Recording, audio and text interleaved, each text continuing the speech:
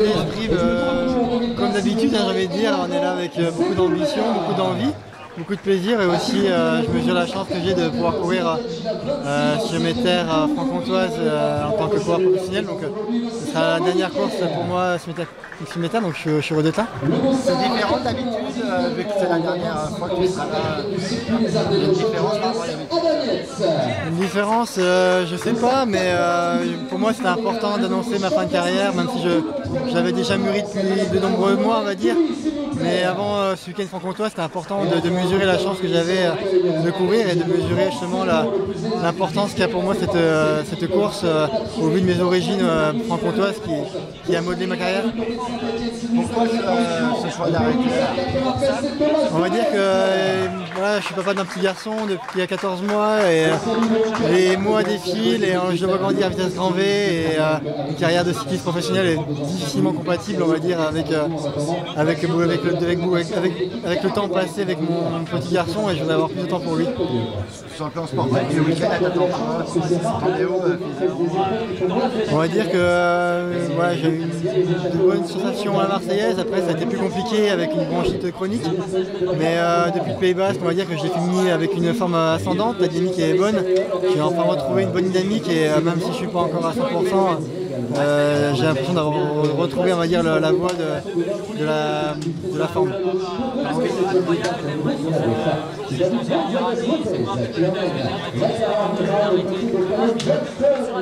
Qu'est-ce que j'aimerais? J'aimerais déjà partager du temps, avoir mon fils sur certaines courses et pouvoir avoir des souvenirs plus tard avec lui, mais aussi sportivement parlant, on va dire.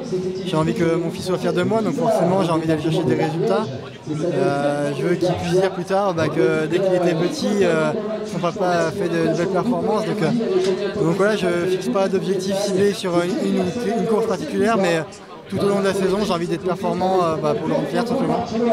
Quel regard sur ta carrière au moment de te retourner? Qu'est-ce que tu te dis? Il y a 10 ans en arrière, je me suis toujours dit que je ne ferais pas du vélo jusqu'à 35 ans.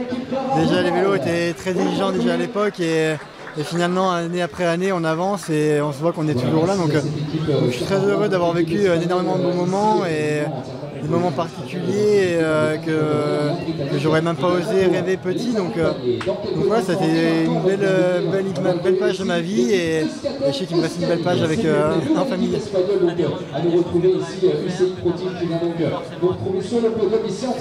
Des regrets? Non, j'ai pas de regrets. Au contraire, j'ai eu plus de satisfaction qu'espéré. T'as envie que les gens retiennent quoi de toi? Qu'est-ce qu'on doit retenir de toi? Moi, ce qui me tient à cœur, c'est quand même le côté pluridisciplinaire avec le VTT et le vélo de route.